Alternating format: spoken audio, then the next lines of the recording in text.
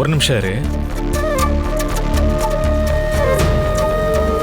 அம்மா, நான் கீழே போய் மெடிசன் வாங்கிட்டு வரதுக்குள்ள நீங்க 3 பேர் எங்க போயிருந்தீங்க? துர்கா கூட இருந்து பேசிட்டு இருங்கன்னு சொல்லிட்டு போனேன். இல்ல அசோக், உன்னை பாக்குறதுக்காக தான் நாங்க எல்லாரும் மெடிக்கல் ஷாப்புக்கு வந்தோம். ஆனா நீ அங்க இல்லன்னதும் நாங்க எல்லா இடத்துலயும் தேடி பார்த்தோம். அதுக்கப்புறமா மறுபடியும் இங்க வந்தோம். அம்மா, யாராவது ஒருத்தங்க துர்கா பக்கத்துல இருப்பீங்கன்ற நம்பிக்கையில தானே போனேன். இப்ப பாருங்க, துர்காவை தனியா விட்டுட்டு போன அந்த கேப்ல யாரோ வந்து தப்பான பாய்சன் மருந்த துர்காவோட ட்ரிப்ஸ்ல இன்ஜெக்ட் பண்ணிட்டு போயிருக்காங்க.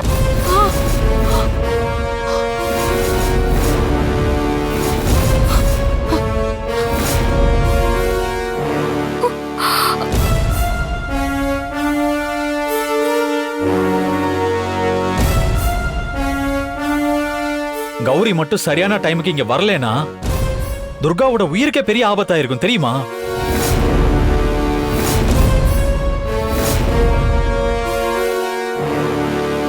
நல்ல வேலை, கௌரி தான் வந்து அந்த ட்ரிப்ஸ் பாட்டில்ல ஏதோ தப்பா இருக்குன்னு சொல்லி இழுத்து போட்டுட்டா.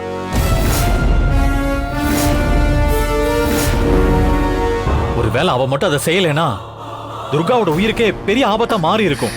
நான் அப்பவே நினைச்சேன், இந்த ஹாஸ்பிட்டலே சரியில்லை, நம்ம வேற ஏதாவது நல்ல ஹாஸ்பிட்டல்ல அட்மிட் பண்ணலாம். எல்லாத்துலயுமே கலப்படம். வர வர என்ன மருந்து கொடுக்கணும், எதை கொடுக்கணும் தெரியாம இவ்வளவு கேர்லெஸ்ஸாவா இருக்கிறது? தம்பி, நீங்க இத சும்மா விடக்கூடாது. நீங்க ஒரு லாயர் தானே? இந்த ஹாஸ்பிட்டல் மேல கேஸ போட்டு நஷ்ட ஈடு கேட்கணும். கௌரி வந்து பார்த்ததுனால நல்ல வேளை துர்காக்கு எதுவும் நடக்கல.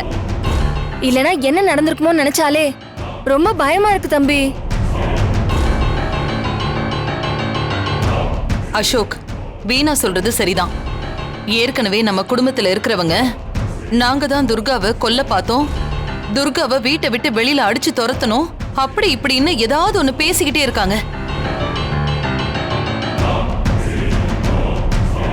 இப்போ நாங்க வந்த நேரத்துக்கு துர்காவுக்கு ஒண்ணு கிடக்க ஒண்ணு ஆயிருந்ததுன்னா துர்காவை நாங்க தான் எல்லாரும் சேர்ந்து கொலை பண்ணிருக்கோன்னு பழிய தூக்கி எங்க தலை மேல போடுவாங்க.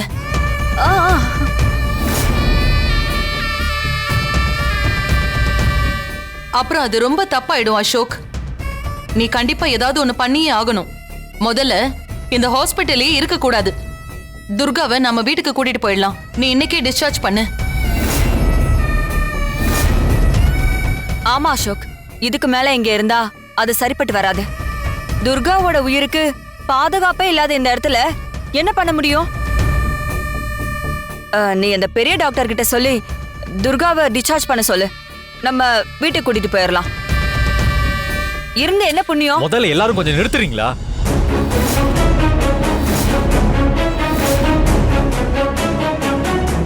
நான் போய் மெடிசன் வாங்கிட்டு வர வரைக்கும் துர்கா பக்கத்துல நீங்க எல்லாம் ஏன் இல்லன்னு கேட்டா 3 பேரு சொல்லி வச்ச மாதிரி துர்காவை இங்க இருந்து டிஸ்சார்ஜ் பண்ணணும்னு சொல்றீங்க.